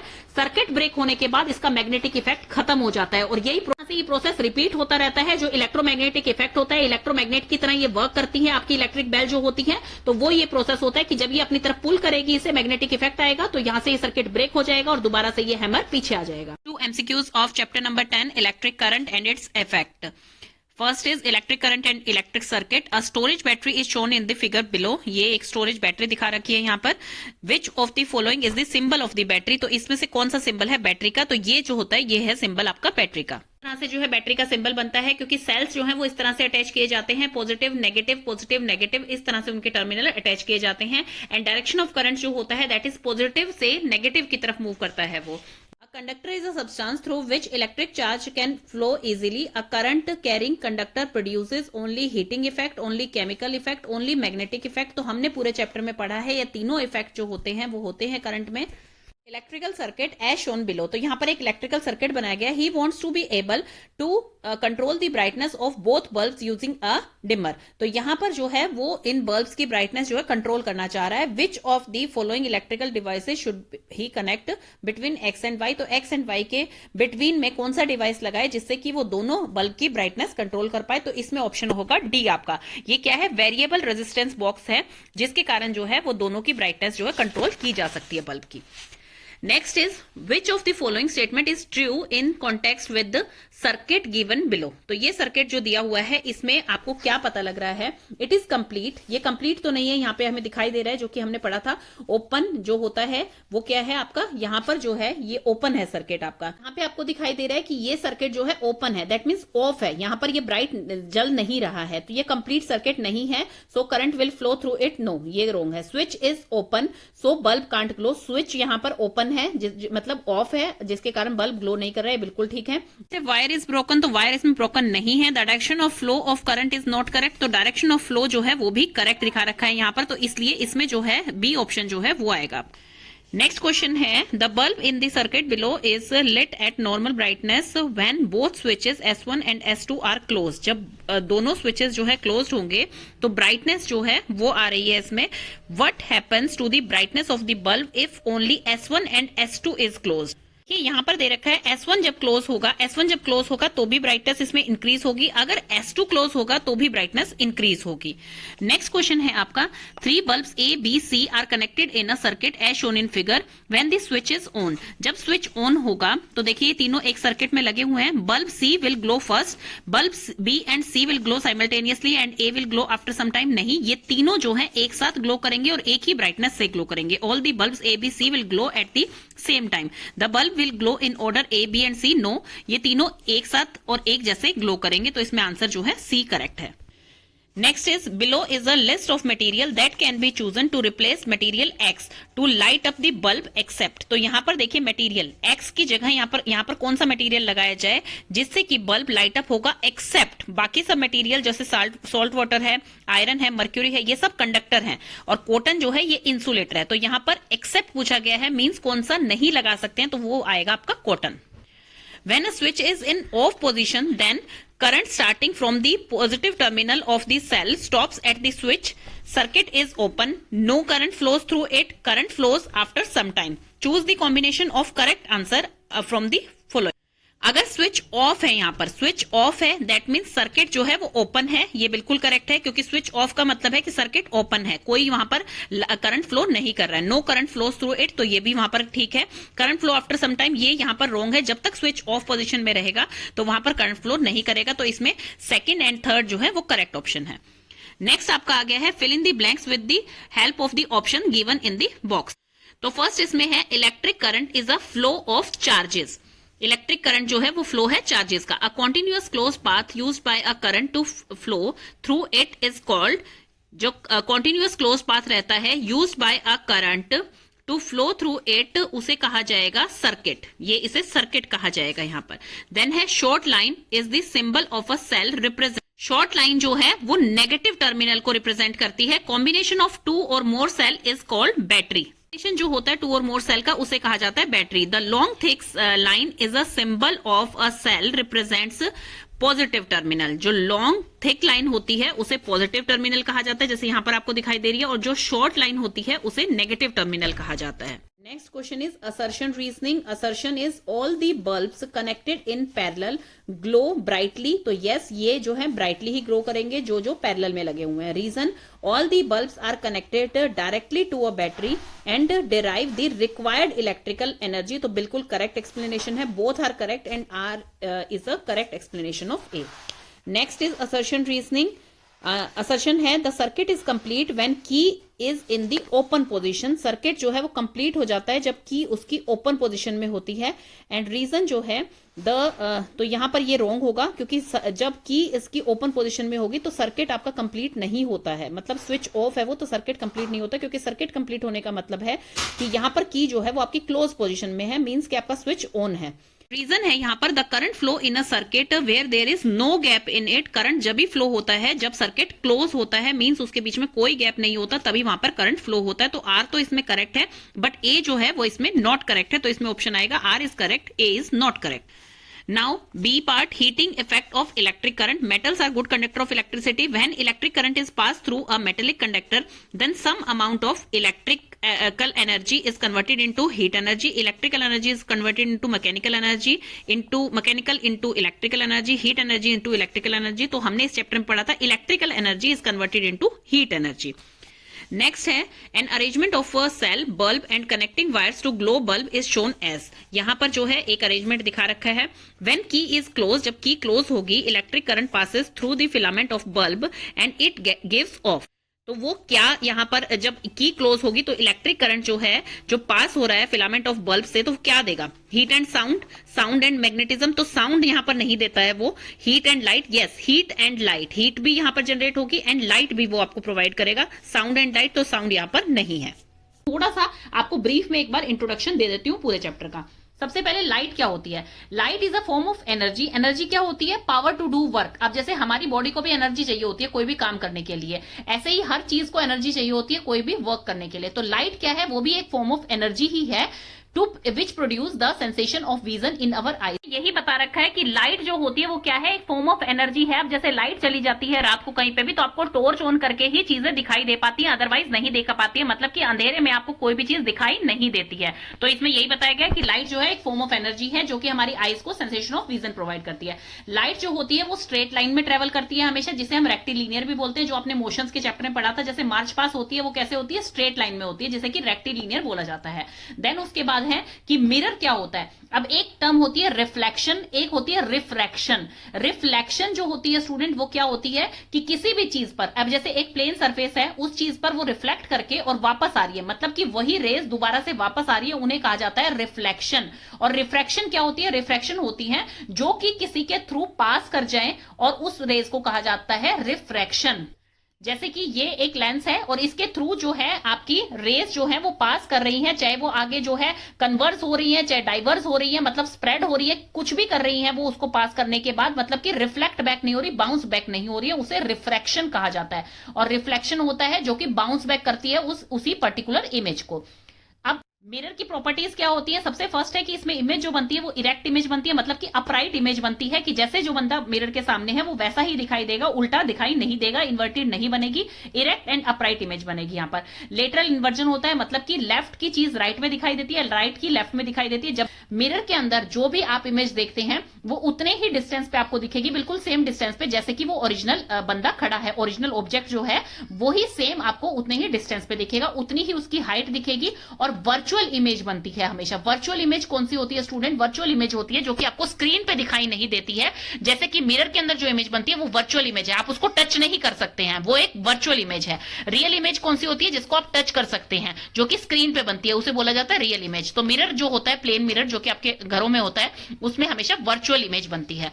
देन उसके बाद है कि रिफ्लेक्शन होती है, जैसे ही मिरर के ऊपर क्या होती है? रिफ्लेक्शन होती है। इंसिडेंट रेज कौन सी होती है? जो कि मिरर तक जाती है, फिर मिरर उसे बाउंस बैक करता है। रिफ्लेक्टेड रेज ये होती हैं जो कि बाउंस बैक होती हैं। तो ये होती है इंसिडेंट, ये होती है रिफ्लेक्टेड। बीच वाली लाइन जो बनती है वो होती है नॉर्मल, इसे हम आई से डिनोट कर रहे हैं जो इंसिडेंट है। रिफ्लेक्टेड जो है उसे आर से डिनोट कर रहे हैं। एंगल ऑफ रिफ्लेक्शन और एंगल ऑफ इंसिडेंस हमेशा सेम होता है, ये आप देख पा रहे हैं, सेम होता है ये बिल्कुल, क्योंकि ये यहाँ पर आ रहा है इंसिडेंट और ये यहाँ से रिफ्लेक्ट बैक होकर जा रहा है, बीच का नॉर्मल है, तो ये आप एंगल देखेंगे तो दोनों सेम होते हैं और ये हमेशा स्मूथ सरफेस पे ही रिफ्लेक्ट होती है। एक स्पून ली है मैंने, स्टील की स्पून है ये इसका ऑपोजिट साइड है और ये फ्रंट साइड है जिससे कि आप खाना खाते हैं। तो ये जो फ्रंट साइड है इसे क्या कहते हैं? क्यों? क्योंकि ये इनवर्ड है तो इसे कहा जाएगा कनकेव साइड। ये इनवर्ड है, मतलब यहाँ पर आपको दिख रहा है ना, जैसे आप साइड से देखें देखेंगे तो ये क्या है, ये इनवर्ड है, अंदर की तरफ का हिस्सा है, ये सीधी है स्पून, तो ये वाला साइड होता है कनकेव साइड। अब इसमें मैंने एक डोल ली है फॉर एग्जांपल के लिए। अब डोल को जब मैं इसके आगे रख के देखूंगी तो आपको दिखाई दे रहा है कि इसका हेड नीचे दिखाई दे रहा है और जो इसका येलो ड्रेस है वो ऊपर की तरफ दिखाई दे रहा है। दैट मींस इमेज कैसी बन रही है, यहाँ पर इन्वर्टेड इमेज बन रही है, मतलब कि उल्टी इमेज बन रही है। अब हम इस स्पून को उल्टा कर लेते हैं, तो ये कौन सा साइड हो गया है, ये कन्वेक्स साइड हो गया है। क्यों? क्योंकि कर्व्ड आउटवर्ड है, तो आउटवर्ड कर्व को क्या बोला जाएगा, कन्वेक्स, एंड जो इनवर्ड है उसे बोला जाएगा कनकेव। अब यहाँ पे देखिए यही डोल हम लेते हैं, यहाँ पर डोल जब मैं इसके सामने यहाँ पर लेके आ रही हूँ तो इसका हेड अपवर्ड ही दिखाई दे रहा है, मतलब कि इमेज कौन सी बन रही है, इसमें इरेक्ट इमेज बन रही है, अपराइट इमेज बन रही है, यानी कि सीधी इमेज बन रही है। तो ये इसके समझाने के लिए है कि जो इनवर्ड होती है, मतलब कि जो सीधी साइड है इसकी वो कनकेव साइड है, और जो आउटवर्ड साइड है, आउटवर्ड दिखाई दे रहा है यहाँ पर, ये कन्वेक्स साइड है। अब हम इसकी इमेजेस देखते हैं कि लेंस के थ्रू इसकी इमेज कैसे बनती है और क्या क्या मेथड होता है उसका बनने का। बिल्कुल इजी मेथड से मैं आपको बताऊंगी। देखिए 3 स्टेप में हम इसे समझते हैं। सबसे फर्स्ट है कि आपकी ये जो लाइन होती है इसे प्रिंसिपल एक्सिस भी बोला जाता है और इसे ऑप्टिकल सेंटर, जो ये बीच वाला पॉइंट होता है, इसे ऑप्टिकल सेंटर बोला जाता है। तो एक साइड पे लेंस के हमने f1 एंड f2f1 ले लिया है, एक साइड हमने लेंस के f2 एंड 2f2 ले लिया है, जिनका डिस्टेंस जो है वो इक्वल होना चाहिए बिल्कुल। O से f1 का डिस्टेंस अगर 2 सेंटीमीटर है तो f1 से 2f1 का भी 2 सेंटीमीटर होगा, और यहाँ के दोनों का भी बीच में 2 सेंटीमीटर ही गैप होगा आपका। तो इस तरह से ये ले लिए हैं, और f का मतलब यहाँ पर फोकस है, O का मतलब यहाँ पर ऑप्टिकल सेंटर है। अब फर्स्ट केस क्या है कि अगर आपकी रे ऑफ लाइट पैरेलल चल रही है प्रिंसिपल एक्सिस के, पैरेलल का मतलब क्या होता है कि इस तरह से चल रही है, मतलब दोनों पैरेलल, जैसे कि आपकी रोड जो है वो पैरेलल होती है, तो ऐसे चल रही है आपकी, तो उसे कहा जाता है पैरेलल। जब आपकी रे ऑफ लाइट पैरेलल है आपके प्रिंसिपल एक्सिस के, इस लाइन के पैरेलल जब ये चल रही है, तो जब ये रिफ्रैक्ट होगी तो ये कहां से पास करेगी, ये फोकस पे पास करेगी, जो कि दूसरी साइड है लेंस के। अब एक साइड पे तो f1 एंड 2f1 है, लेंस के एक साइड पर ये है और एक साइड पे आपका ये है। आप ये भी कह सकते हैं लेफ्ट साइड पे आपके ये है एंड राइट साइड पे ये है। तो जब आपकी रे पैरेलल चल रही है प्रिंसिपल एक्सिस के, और जब वो रिफ्रैक्ट करेगी तो जिस तरफ से वो पैरेलल चल के आ रही थी उसकी दूसरी साइड का जो फोकस है उसको वो लाइन पास करती हुई जाएगी। तो मतलब कैसे बनेगी, ये इस तरह से और इस तरह से पास करती हुई जाएगी। तो ये आपका हो गया फर्स्ट केस। अब सेकंड केस कौन सा होगा, सेकंड केस होगा जब रे आपकी पास कर रही है, रे ऑफ लाइट आपकी पास कर रही है ऑप्टिकल सेंटर से। ऑप्टिकल सेंटर मतलब डायरेक्ट यहां से पास कर रही है ये, तो ये डायरेक्ट जो है वो पास करती हुई चली जाएगी, मतलब इसी से कंटिन्यू करती रहेगी, स्ट्रेट लाइन बनाएगी, ये कहीं पे भी जो है मुड़ेगी नहीं, ये स्ट्रेट लाइन बनाएगी। तो ये हो गया आपका सेकंड केस। थर्ड केस आपका है कि अभी तो हमने ये देखा पहला पैरेलल था और फिर वो दूसरी तरफ के फोकस को टच करते हुए जाए। अब हम ये कह रहे हैं थर्ड जस्ट ऑपोजिट हो जाएगा फर्स्ट का। अभी हम ये कह रहे हैं कि वो आपके लेंस के लेफ्ट साइड के फोकस को जब टच करके जाएगी, वहां से रे ऑफ लाइट जो है वो गुजरेगी, तो जब वो रिफ्रैक्ट होगी तो वो क्या हो जाएगी, पैरेलल हो जाएगी आपके प्रिंसिपल एक्सिस के, बिल्कुल ऑपोजिट। जैसे फर्स्ट में हमने पढ़ा था अगर पैरेलल रे ऑफ लाइट आ रही है, जब वो पास करती है तो दूसरी साइड के फोकस को क्रॉस करती हुई जाएगी। और अब अगर हम यहाँ के फोकस से उसे पास करा रहे हैं तो वो रिफ्रैक्ट होकर कहां जाएगी, वो पैरेलल हो जाएगी लाइन। तो ये 3 केसेस से ही आपके कन्वेक्स लेंस की इमेज फॉर्म होंगी। ने आपके तीनों रूल समझ लिए हैं। अब उसी रूल को अप्लाई करके हम अलग अलग पोजीशंस देखेंगे कि कन्वेक्स लेंस से आपकी इमेज कैसे बनती है। तो सबसे फर्स्ट केस हम ले रहे हैं जब हमने काफी फार रखा है, मतलब डिस्टेंट ऑब्जेक्ट है, काफी दूरी पर रखा है ऑब्जेक्ट को आपके लेंस से। ये आपका लेंस है और ये आपका ऑब्जेक्ट है जो कि हमने 2f1 से भी दूर रखा है। अब इसकी इमेज कैसे बनेगी, आपके जो 3 रूल मैंने बताए थे उसमें से आप कोई भी 2 रूल लगाकर इसमें देख सकते हैं। फर्स्ट रूल क्या था आपका कि जब रे ऑफ लाइट जो है वो पैरेलल चल रही है प्रिंसिपल एक्सिस के, तो रिफ्रैक्शन के बाद क्या होगा, वो दूसरे साइड के फोकस को, मतलब जो अदर साइड पे फोकस है जो कि f2 है यहां पर, उसको पास करते हुए जाएगी। और सेकंड रूल इसमें क्या था, सेकंड रूल ये था कि ऑप्टिक सेंटर को जब भी जो रे पास करती हुई जाती है वो क्या करती है, बिल्कुल स्ट्रेट लाइन बनाती है। क्या है इसका, इमर्जेस विदाउट डेविएशन, किसी भी कहीं पे भी डेविएट नहीं होगी, बिल्कुल स्ट्रेट पाथ बनाती हुई जाएगी। तो ये 2 तरह की आपकी लाइन बन गई है। ये देखिए एक पैरेलल यहां पर, और जहां पर ये दोनों लाइन आपस में कट कर रही है एक दूसरे को, वहीं पे उस ऑब्जेक्ट की जो है इमेज बन जाएगी। तो ये था ऑब्जेक्ट, और कहां पर ये लाइन कट कर रही है, ये लाइन कट कर रही है इस पॉइंट पे। तो यहां पर इसकी इमेज बनेगी, और इमेज कैसे बनेगी, इन्वर्टेड बनेगी। तो इस केस में हम क्या लिखेंगे, जब बहुत ही फार डिस्टेंट पे आपका ऑब्जेक्ट रखा हुआ है लेंस से, तो आपकी इमेज जो बनेगी वो कैसी बनेगी, real and inverted. Real image कौन सी होती है, जो कि आप स्क्रीन पर देख पाते हैं। वर्चुअल इमेज कौन सी होती है, जो कि आप स्क्रीन पर नहीं देख पाते हैं, उन्हें कहा जाता है वर्चुअल इमेज। जैसे कि हम अगर मिरर में देखते हैं, जो हमारा घर का मिरर होता है, प्लेन मिरर, उसमें हम देखते हैं तो वर्चुअल इमेज बनाता है, वो रियल इमेज नहीं बनाता है। तो यहां पर ये इमेज क्या बनी है, ये रियल इमेज बनी है और इन्वर्टेड बनी है। इन्वर्टेड का मतलब क्या होता है स्टूडेंट, कि यहां पर ये जो है ये सीधी थी, अपराइट थी, और यहां पर जो है ये उल्टी हो गई है, तो यहां पर ये रियल एंड इन्वर्टेड इमेज बनी है और डिमिनिश्ड इमेज बनी है। डिमिनिश्ड क्या होता है, मतलब कि ये साइज को बता रहा है। अब डिमिनिश्ड होता है, एक मैग्नीफाइंग होता है और एक सेम साइज होता है। डिमिनिश्ड का मतलब होता है कि आपका ऑब्जेक्ट जो है उसका साइज बड़ा है एज कंपेयर टू इमेज के, इमेज उसकी छोटी बनी है, तो उसे डिमिनिश्ड कहा जाएगा। दूसरा केस में क्या है, हमने एक पर्टिकुलर डिस्टेंस पे जो है एक ऑब्जेक्ट रख दिया है, जैसे कि 2f1 पे रखा है। इसमें केसेस रूल्स वही लगेंगे। सबसे फर्स्ट रूल क्या है इसका, कि पैरेलल जा रही है वो प्रिंसिपल एक्सिस के, जो ये प्रिंसिपल एक्सिस है इसके बिल्कुल पैरेलल जा रही है रे ऑफ लाइट, और जब वो रिफ्रैक्ट होगी तो वो क्या करेगी, जो लेंस से दूसरी साइड पर फोकस है उसको कट करते हुए, उसको पास करते हुए जाएगी वो। सेकेंड इसमें है कि जो रे ऑफ लाइट है वो कहां से जा रही है, ऑप्टिकल सेंटर से, मतलब कि ऑप्टिकल सेंटर से वो जा रही है। तो ऑप्टिकल सेंटर से अगर कोई भी लाइट ऑफ रे जाती है तो वो क्या करती है, वो डेविएट नहीं होती है, वो बिल्कुल स्ट्रेट लाइन बनाती हुई जाती है। अब हम देखेंगे कि ये दोनों लाइट रे ऑफ लाइट जो है वो कहां पर कट हो रही है, वो कट हो रही है इस पोजीशन पे। तो यहां पर एक इमेज बन जाएगी जो कि इन्वर्टेड होगी। तो अब आप देख पा रहे हैं कि ये जो इमेज है दोनों इनका सेम साइज है, यूं नहीं है कि कोई छोटा है बड़ा है, बिल्कुल सेम साइज है। रियल एंड इन्वर्टेड इमेज बन रही है यहां पर, और इमेज की हाइट जो है और ऑब्जेक्ट की हाइट बिल्कुल सेम है। तो ये हुआ आपका सेकेंड केस। अब move on to third case. तो अब थर्ड केस में क्या है, हम देखिए स्टूडेंट, आपको दिख रहा है कि सबसे पहले हमने काफी फार रखा उसे, जो हमारे फोकस थे उससे काफी फार रखा आपके ऑब्जेक्ट को। सेकंड में हमने जो है उस ऑब्जेक्ट को एक पर्टिकुलर डिस्टेंस पे रखा। थर्ड में हमने उन दोनों फोकस के बीच में उसको रखा है यहां पर इस ऑब्जेक्ट को। तो इसमें क्या होगा, रूल्स आपके वही लगेंगे। इसमें रूल्स वही लगेंगे आपके। फर्स्ट रूल है कि पैरेलल जा रही है, वो पहले बिल्कुल प्रिंसिपल एक्सिस के पैरेलल जा रही है। रिफ्रैक्ट होने के बाद वो अदर साइड के फोकस को, जो कि f2 है आपका, उसको पास करते हुए जाएगी। सेकंड था उसमें रूल कि आपका जो ऑप्टिकल सेंटर है उसको पास करते हुए लाइन बिल्कुल स्ट्रेट लाइन जाएगी, वो कहीं पर भी डेविएट नहीं होगी।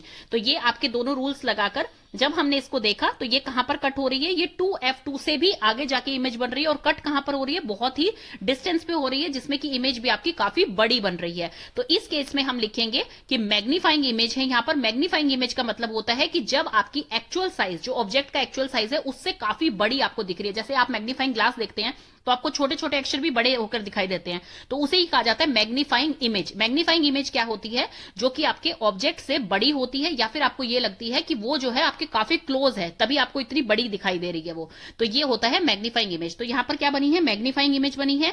रियल एंड इन्वर्टेड यहां पर भी सेम रहेगा, क्योंकि ये इमेज रियल बनी है यहां पर, और इन्वर्टेड बनी है, मतलब कि अपराइट नहीं है, सीधी नहीं है, इरेक्ट नहीं है, ये उल्टी इमेज बनी है। तो इसलिए इसे कहा जाएगा real and inverted image and magnifying image. तो ये हो गया है आपका थर्ड केस। अब let's move on to fourth case. अब ये फोर्थ केस में क्या है, इसको ऑब्जेक्ट को और भी पास ले आए हैं लेंस के। इसको हम धीरे धीरे देखिए, सबसे पहले हमने काफी दूर रखा, फिर उसके बाद थोड़ा नजदीक एक पर्टिकुलर डिस्टेंस पे लेके आए, फिर उसके बाद इन दोनों के फोकस के बीच में रखा, और अब हम और भी नजदीक ले आए हैं लेंस के, जो कि हमने f1 पे अपने ऑब्जेक्ट को रखा है। तो इसमें रूल्स वही चलेंगे, पहले पैरेलल चल रही है लाइन और फिर वो फोकस को कट करते हुए, मतलब पास करते हुए जा रही है। सेकंड है जो ऑप्टिकल सेंटर को पास करते हुए जा रही है। तो अब आप देख पा रहे हैं इस केस में क्या है कि ये पैरेलल लाइन जा रही है। तो पैरेलल लाइन जा रही है, जब कोई चीज पैरेलल चल रही है तो इसका मतलब उनका इंटरसेक्शन पॉइंट कहां पे होगा। जैसे ये पॉइंट हमें मिल रहा है कि ये कहां पे कट कर रही है, कहां पे इंटरसेक्ट कर रही है, तो उसी पे हम उसकी इमेज बना देते हैं। लेकिन यहां पर जो है ये पैरेलल लाइंस जा रही हैं, तो इसका इंटरसेक्शन पॉइंट कौन सा होगा, इन्फिनिटी होगा। तो इमेज कहां पर बनेगी, इन्फिनिटी पे ही बनेगी। तो इसलिए इसमें लिखा जाएगा रियल एंड इन्वर्टेड, और इसमें इंटरसेक्शन पॉइंट कौन सा, इन्फिनिटी, तो इमेज भी वहीं पर बनेगी इन्फिनिटी पॉइंट पर। और साइज कैसा होगा इसका, हाईली मैग्नीफाइड, मतलब कि बहुत ही लार्ज साइज होगा एज कंपेयर टू ऑब्जेक्ट के। तो ये था आपका फोर्थ केस। अब लास्ट केस जो है वो क्या होगा, इसमें लास्ट केस में जो है वो ऑब्जेक्ट हमने काफी नजदीक रख दिया है। ये आपका लेंस है और इसके काफी नजदीक, मतलब f1 से भी पास उसके ले आए हैं आप एक इस ऑब्जेक्ट को। तो ये क्या करेगा, इसमें रूल्स वही लगेंगे। यहां से सबसे पहले दोनों रूल लगा के देखेंगे। सबसे पहले पैरेलल जा रही है आपके प्रिंसिपल एक्सिस के, और उसके बाद जब वो रिफ्रैक्ट होगी तो दूसरे साइड के फोकस को पास करते हुए जाएगी।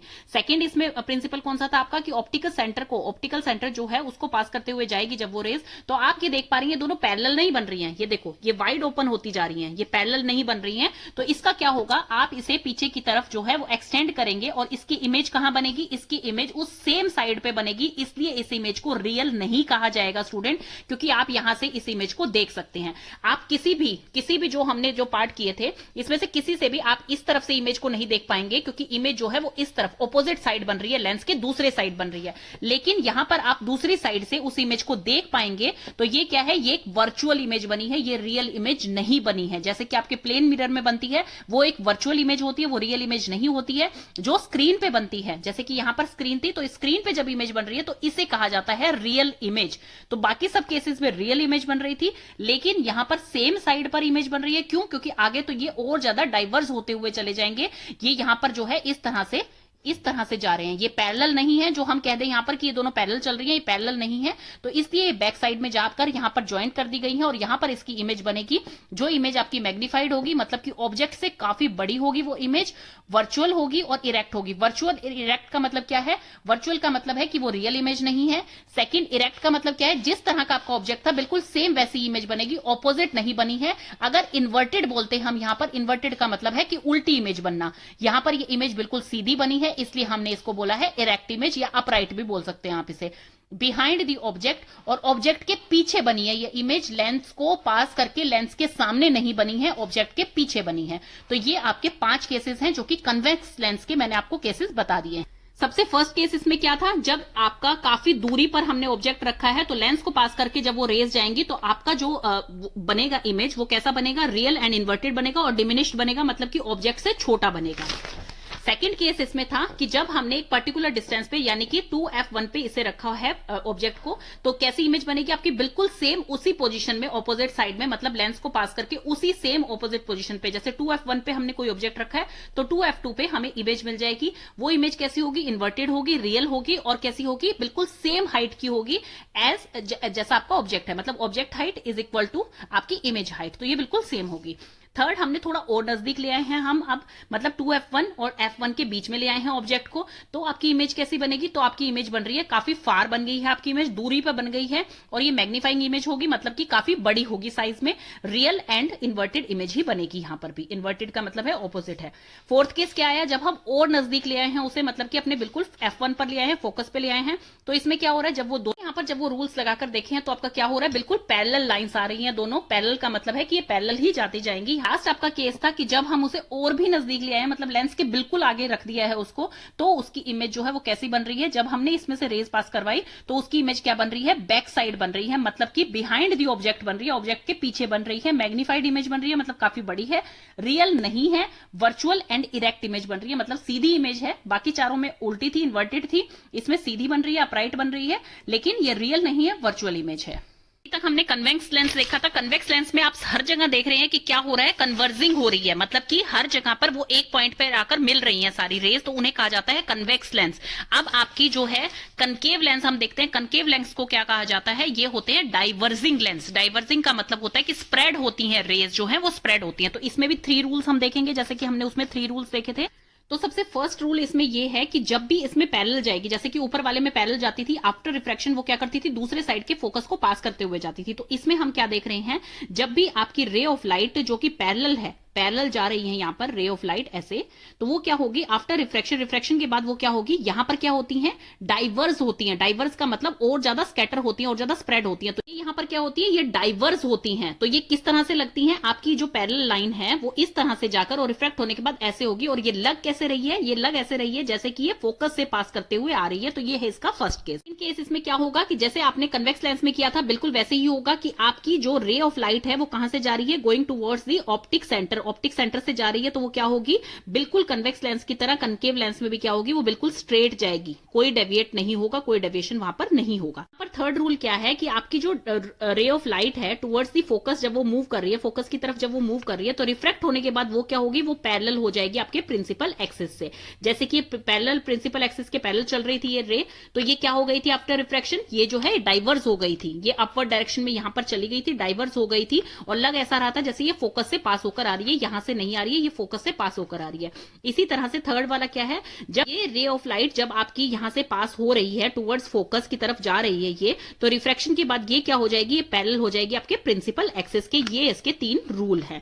अब इसमें हम देखते हैं, इसमें हमने क्या किया? थोड़ा सा ऑपोजिट किया है। जैसे कि कन्वेक्स लेंस में हमने f1 एंड 2f1 आपके लेफ्ट साइड में बनाया था और राइट साइड में f2 एंड 2f2 था, तो अब हम इसमें ऑपोजिट कर देते हैं। लेफ्ट साइड में हमने f2 ले लिया है एंड राइट साइड में हमने जो है f1 ले लिया है। कन्वेक्स में 5 केसेस केसेस किए थे, इसमें ये 1 केस ही है, हमने काफी फार डिस्टेंस पे मतलब 2f2 से भी दूर जो है एक ऑब्जेक्ट रख दिया है। तो अब इसमें फर्स्ट रूल क्या था कि जब ये पैरेलल जा रही है लाइन, तो ये यहां पर फोकस को पास नहीं करेगी, ये जो है डाइवर्स हो जाएगी, क्योंकि कनकेव में क्या होता है, डाइवर्जन होता है, स्प्रेड होती है रेज। तो जैसे ही लेंस को ये पास करेगी तो ये डाइवर्स हो जाएगी। डाइवर्स होने के बाद हम इसे ऑपोजिट डायरेक्शन में यहां फोकस को यहां पे कट करवा देंगे। इसको आप स्ट्रेट बना लीजिएगा स्केल से, तो यहां पर इसे कट करवा देंगे। सेकंड इसका रूल कौन सा था, वही सेम रूल, बिल्कुल सेम था कि रे of light going towards the optical centre, जब ऑप्टिकल सेंटर से जाएगी तो वो एक स्ट्रेट लाइन बनाएगी। तो ये दोनों लाइन आपस में कहां पे कट हो रही है, यहां पे कट हो रही है, और यहां पर जो है इसकी इमेज बन जाएगी। इमेज बिल्कुल सीधी बनेगी, यहां पर इरेक्ट अपराइट इमेज बनेगी। तो इसमें हम क्या लिख सकते हैं इसकी ऑब्जर्वेशन में कि वर्चुअल इमेज है,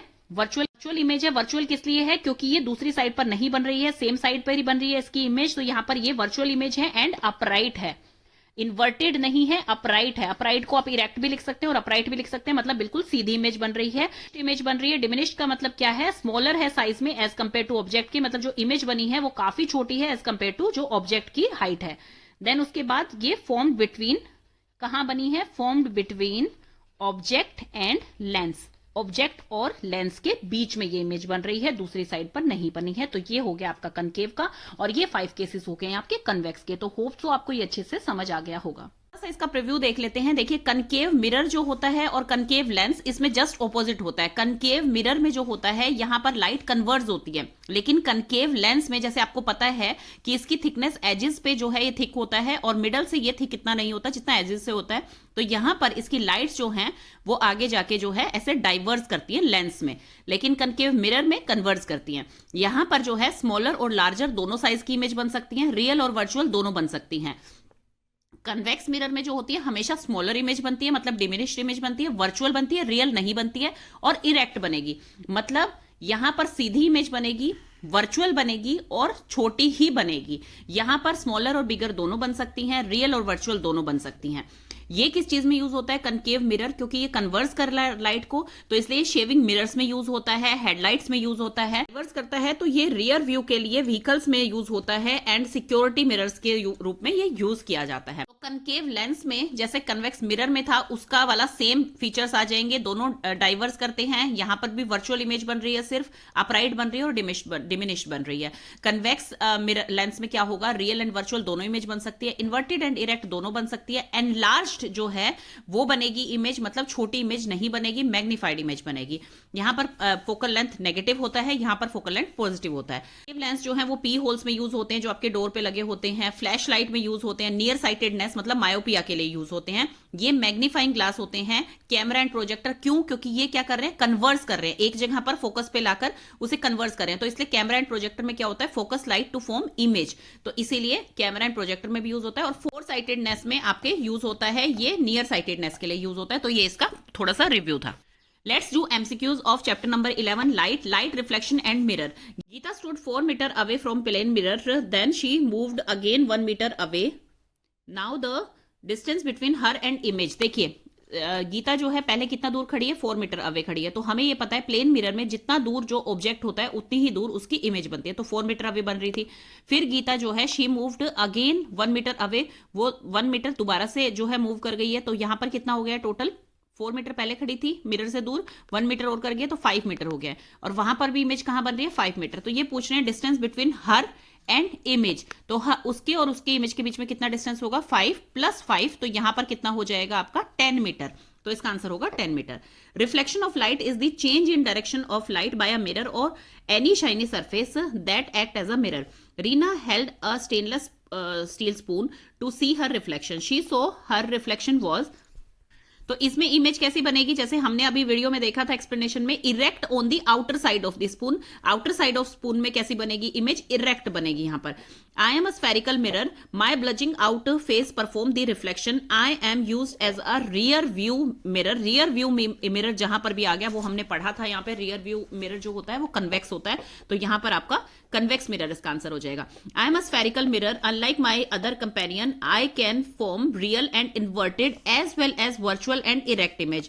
Dentists rely on me to cure their patient. Who am I? अब यहां पर जो है हमें virtual and erect and real and inverted दोनों टाइप की इमेज यहां पर बन रही हैं, तो ये क्या होगा आपका कनकेव मिरर। ये हमने यहाँ पे पढ़ा था, तो ये होगा कनकेव मिरर। और यहाँ पर एक इन्होंने हिंट भी दे दिया कि dentist rely on me to cure their patient.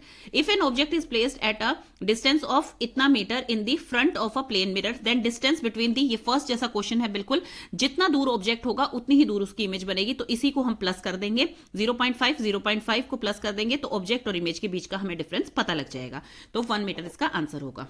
Found his image to be erect and of the same size, whereas Paheli found her image erect and smaller in size. This means that the mirror of Bojo and Paheli are respectively, देखिए बोझो और पहेली को उसकी teachers ने जो है एक एक मिरर दिया है, तो अब वो उन्हें फाइंड आउट करना है कौन सा मिरर है। बोझो यहाँ पर देख रहा है कि उसकी जो इमेज है वो इरेक्ट बनी है और सेम साइज की बनी है, तो ये हमें पता है प्लेन मिरर होता है जिसमें सेम साइज की इमेज बनती है और सीधी इमेज बनती है, क्योंकि वो इमेज जो है वर्चुअल होती है, रियल नहीं होती है। पहेली का इमेज जो है वो इरेक्ट बन रहा है लेकिन स्मॉलर है साइज में, सीधा तो बन रहा है लेकिन स्मॉलर है साइज में, तो कौन सा लेंस होगा? इमेज तो इरेक्ट है एंड स्मॉलर है साइज में, तो वो होगा आपका convex mirror. Question is consider the following statement and choose the incorrect one. इनमें से इनकरेक्ट जो है वो चूज करना है आपको। The incident ray, reflected ray and normal ray never lies on the same plane. तो देखिए ये हमने पढ़ा था इसमें अपने एक्सप्लेनेशन में कि ये जो है reflected, normal and incident ray जो है वो सेम प्लेन पे बनती है, तो ये आपका इनकरेक्ट हो गया है यहां पर। The angle made by the incident ray with the plane of mirror is equal to the angle made by reflected ray with the plane of a mirror. The angle made by incident ray with the normal is equal to the angle made by reflected ray with the normal। तो ये इसका correct version है, ये यहां पर wrong होगा, तो first and second इसका आंसर होगा जो कि इनकरेक्ट है, क्योंकि इसी में जो यहां पर गलती है वो यहां पर करेक्ट कर रखा है इन्होंने, क्योंकि एंगल जो बनेगा इंसिडेंट रे का with the normal is equal to the angle of reflected ray with the normal. यहां पर जो ये एंगल होता है, यहां नॉर्मल होता है, ये यहां पर इंसिडेंट रे पड़ी, ये रिफ्लेक्टेड रे है, तो ये और ये एंगल आपका बिल्कुल सेम होगा। नेक्स्ट आपका आ जाता है when an object is placed close to a concave mirror the image will be virtual, erect and magnified. जब एक ऑब्जेक्ट जो है वो कनकेव मिरर के पास रखा जाए तो उसकी इमेज कैसी बनती है? तो वर्चुअल, इरेक्ट एंड मैग्नीफाइड, ये बिल्कुल ठीक है यहां पर, क्योंकि कनकेव मिरर के जितना पास आप लाके ऑब्जेक्ट रखेंगे तो वो ऑब्जेक्ट जो उसकी इमेज जो है वो मैग्नीफाइड इमेज बनेगी, क्योंकि कनकेव मिरर में आपकी स्मॉलर और लार्जर साइज की दोनों इमेज बन सकती हैं। Convex mirror always form virtual, erect and diminished image, बिल्कुल virtual, erect and diminished image बनाता है, तो ये भी आपका बिल्कुल करेक्ट हो गया। Lateral inversion is possible only with plane mirror, तो ये तीनों यहां पर करेक्ट है, इसमें से इनकरेक्ट कोई भी नहीं है, तो all are correct. What is the angle of reflection in the figure given below? अब यहां पर एंगल ऑफ रिफ्लेक्शन निकालना है। अब देखिए यहां पर हमें 50 डिग्री गिवन दे रखा है, या ये कितना है उतना ही ये होगा, जितना कि एंगल ऑफ इंसिडेंट है वही एंगल ऑफ रिफ्लेक्शन होगा। अब यहां पर जो है नॉर्मल हमें दिखाई दे रहा है, तो दैट मीन्स ये कितना है 90 डिग्री, ये भी 90 डिग्री, क्योंकि ये पूरा यहां पर बनता है 180 डिग्री। तो अब 90 में से 50 हम माइनस कर देंगे, तो आपका 40 जो है वो इसका angle of incident and angle of reflection बिल्कुल सेम आएगा, तो आंसर इसका हो जाएगा 40 डिग्री। Next है the letter G is placed in front of plane mirror. How would its image look like when seen in the mirror? तो G की image mirror में, प्लेन मिरर में कैसी बनेगी? ये वाली इमेज बनेगी। ऐसे नहीं होता है इसमें कि आपकी इमेज जो है वो बिल्कुल सेम दिखाई दे। आप इमेज हमेशा लेटरल इन्वर्जन होता है वहां पर, तो इसलिए लेटरल इन्वर्जन जो है वो इसमें हो रहा है, एग्जैक्ट नहीं होती है कभी भी। जैसे आप लेफ्ट हैंड अगर रेज करते हैं तो वहां पर आपको अपना लेफ्ट हैंड राइट में दिखाई देता है, तो इसलिए ये वाली इमेज इसमें बिल्कुल करेक्ट होगी। Fill in the blanks with the help of options given below. अब इसमें देखते हैं हम, सबसे फर्स्ट है dash image are the one which can be taken on screen. कौन सी इमेज होती है जो स्क्रीन पे दिखाई देती है हमें? तो वो होती है आपकी real image. The image formed in a plane mirror, plane mirror में कौन सी इमेज आपकी बनती है? वर्चुअल इमेज, क्योंकि जो स्क्रीन पे दिखाई नहीं देती वो आपकी वर्चुअल होती हैं और रियल आपको स्क्रीन पे दिखाई देती है। Dentist use dash mirror to see the infected tooth. Dentist जो है वो कौन सा मिरर देखते हैं इन्फेक्टेड टूथ के लिए? कनकेव मिरर इसका आंसर हो जाएगा। A periscope works on the principle of light reflection. Periscope जो होता है वो रिफ्लेक्शन पे वर्क करता है, principle of reflection of light. Dash bodies emit their own light, तो ल्यूमिनस बॉडी जो होती है वो अपनी खुद की लाइट यहां पर एमिट करती हैं। नॉन ल्यूमिनस जो होती हैं वो दूसरों से लाइट लेके रिफ्लेक्ट करती हैं, बट जो ल्यूमिनस बॉडीज होती हैं emit their own light. Next is assertion reasoning. A convex mirror always form a diminished and virtual image, तो ये आपका बिल्कुल करेक्ट है। जो कन्वेक्स मिरर होता है वो हमेशा वर्चुअल इमेज बनाता है एंड डिमिनिश्ड स्मॉलर इमेज बनाता है। The law of reflection are not applicable in case of spherical mirror. Law of reflection जो है वो आपका स्फेरिकल मिरर पर वर्क नहीं करता है, उस पर एप्लीकेबल नहीं होता है। तो ये आपका इनकरेक्ट है, क्योंकि लॉ ऑफ रिफ्लेक्शन जो है वो यूनिवर्सल लॉ है, वो हर ऑब्जेक्ट पे जो है वर्क करेगा। तो यहां पर मिरर की बात हो रही है, लेंस की बात नहीं हो रही है, तो इसलिए रिफ्लेक्शन का लॉ यहां पर वर्क करता है, एप्लीकेबल होता है। तो A is correct, R is incorrect. तो ये आपका करेक्ट हो जाएगा यहां पर, C option. Next is concave mirror are used as rear view mirror in vehicles. No, यहां पर कन्वेक्स होता है मिरर जो यूज होता है rear view mirror in vehicles. Reason है यहां पर concave mirror forms diminished image with a wide field of view. तो यहां पर convex mirror form diminished image with a wider field of view. तो बोथ आर इनकरेक्ट। तो यहां पर डी ऑप्शन करेक्ट हो जाएगा कि both A and R incorrect. Next आ गया है मैच द गिवन मैट्रिक्स। अब यहां पर जो है मैच करना है आपको। एंगल ऑफ इंसिडेंस कौन सा है? एंगल ऑफ इंसिडेंस है आपका ये वाला जो ई है, ये आपका एंगल ऑफ इंसिडेंस है। देन आपका ए पार्ट क्या होगा यहां पर? ये आपकी होगी इंसिडेंट रे। ए जो है यहां पर टी है, मतलब angle of incident ray. B जो है रिफ्लेक्टेड रे होगी आपकी यहां पर।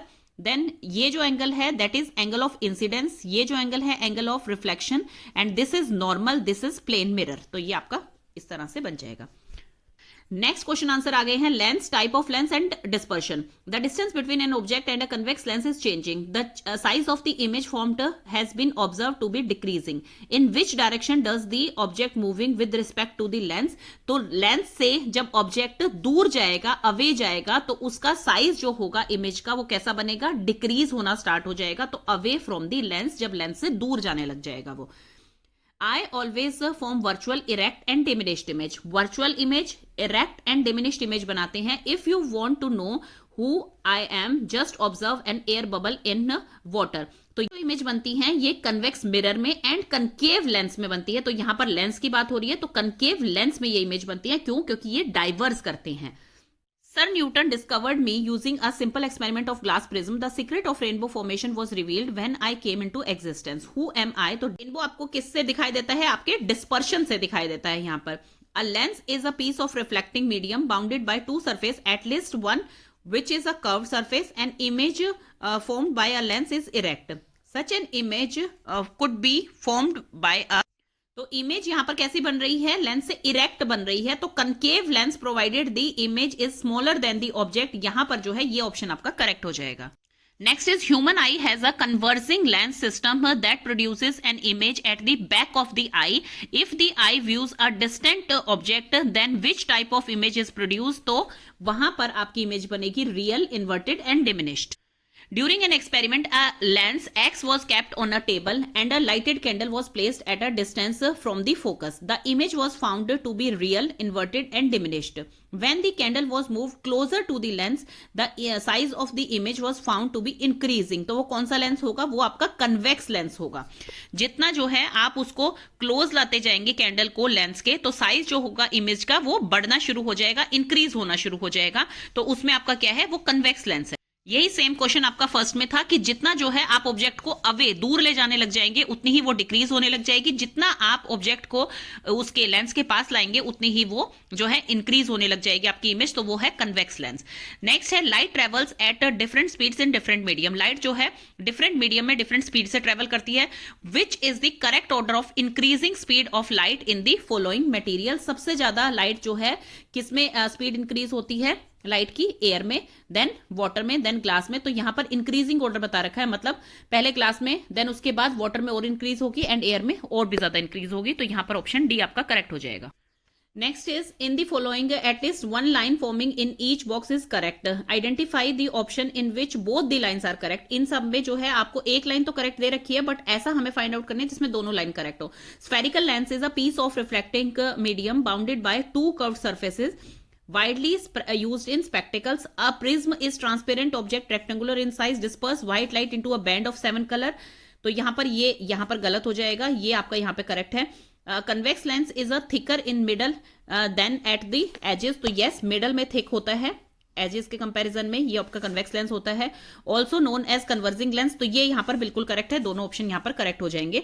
Concave lens is thicker in middle than the edges, ये गलत है इसका, क्योंकि कनकेव लेंस जो होता है वो इस टाइप से होता है, उसकी एजेस थिक होती हैं एज कंपेयर टू मिडल के।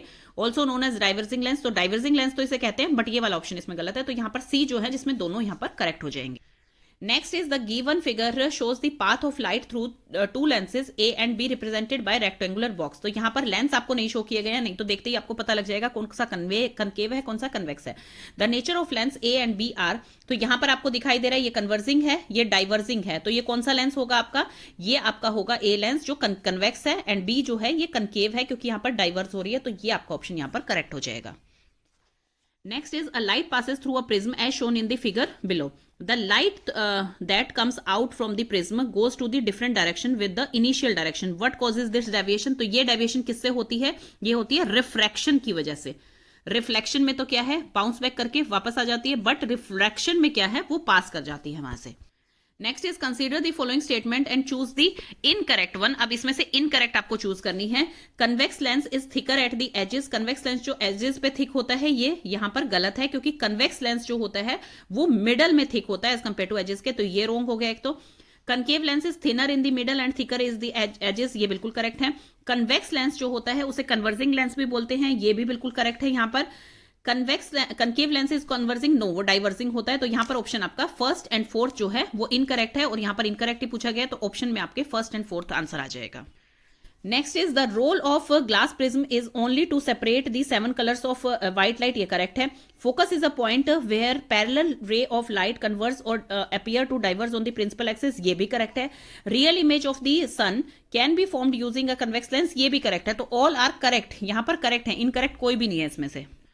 नेक्स्ट है आपका the distance between an object and a convex lens is changing such that image formed on the screen is decreasing, the object will be, अब यहां पर जो है डिस्टेंस बिटवीन ऑब्जेक्ट और convex lens का जो है वो चेंज करते जा रहे हैं, तो जब स्क्रीन फॉर्म्ड बाय इमेज जो है वो स्क्रीन पर डिक्रीज हो रही है, तो इसका मतलब हम लेंस को दूर लेके जा रहे हैं, ये वाला नहीं आएगा इसमें, moving away from the lens. Next आपका है fill in the blanks with the help box given, यहां पर हेल्प बॉक्स दिए हुए हैं। Magnifying glass is a dash lens used to magnify small object, तो मैग्नीफाई कौन तक करता है स्मॉल ऑब्जेक्ट को, यहां पर कन्वेक्स लेंस आपका टिक हो जाएगा। कन्वेक्स लेंस जो होता है is also known as, convex lens को और क्या बोला जाता है, कन्वर्जिंग लेंस बोला जाता है। Splitting of light into constituent color is called, splitting of light into constituent of color is called dispersion. A prism splits sunlight into 7 colors. Sunlight को कितने कलर्स में, 7 कलर्स में जो है वो स्प्लिट कर देती है। The band of 7 colour of white light is called, band जो होता है 7 कलर का उसको क्या बोला जाता है, स्पेक्ट्रम बोला जाता है इसको।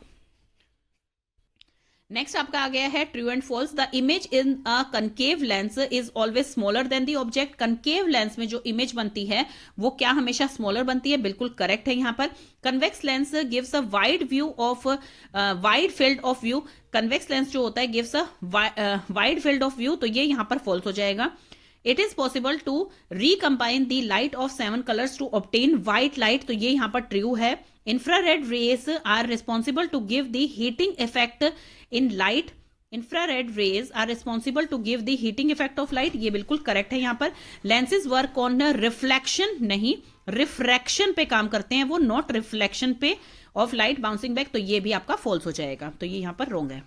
नेक्स्ट आ गया है मैच दी गिवन मैट्रिक्स। अब लेंस जो होता है, लेंस क्या करता है, रिफ्रैक्शन प्रिंसिपल पे वर्क करता है। वर्क किस पे करता है, रिफ्रैक्शन। कन्वेक्स लेंस जो होता है वो कन्वर्जेंट होता है, कन्वेक्स लेंस कन्वर्जेंट होता है, कनकेव लेंस डाइवर्जेंट होता है। प्रिज्म जो होता है, यहां पर प्रिज्म जो है इसके साथ डिस्पर्शन आएगा, एंड व्हाइट लाइट जो है दैट इज 7 कलर, तो यहां पर ऑप्शन आपका करेक्ट हो जाएगा, this one, C option correct हो जाएगा। नेक्स्ट है आपका असर्शन है, a rainbow is formed when white light is incident on rain drops, बिल्कुल करेक्ट है। White light contains 7 colours which undergoes dispersion inside a drop, ये भी बिल्कुल करेक्ट है। तो A and R both are correct, and R is the correct explanation of A. Next is assertion reasoning, lens work on refraction of light, बिल्कुल ठीक है। Lens जो है रिफ्रैक्शन पे वर्क करता है, प्लेन मिरर रिफ्लेक्शन पे वर्क करता है। Lenses are transparent so light can pass through them, बिल्कुल करेक्ट है। यहां पर A and R both are correct, and R is the correct explanation. Next आ गया है complete the passage using hints, तो हिंट्स यहां पर दी हुई हैं। A dash causes the dash light to get disperse into the constituent component, तो a prism causes the white light to get disperse into the constituent component. Next है when a ray passes into the prism, it undergoes refraction twice. It is because of its non-parallel refracting side that cause dispersion. Next question है, which phenomena of light describe the propagation of light through a transparent object? Refraction. In which type of lens image formed are always diminished? That is concave lens. अगर mirror की बात होती तो convex mirror आता है इसमें, यहाँ पर लेंस की बात है तो कनकेव आया है. Which of the following is not an application of concave lens? यहाँ पर कौन सी एप्लीकेशन कनकेव लेंस की नहीं है? तो हाइपरमेट्रोपिया और फार साइटेडनेस के लिए आपका कन्वेक्स लेंस यूज होता है, तो इसलिए करेक्शन ऑफ दिस, तो ये आपकी कनकेव लेंस की एप्लीकेशन नहीं है.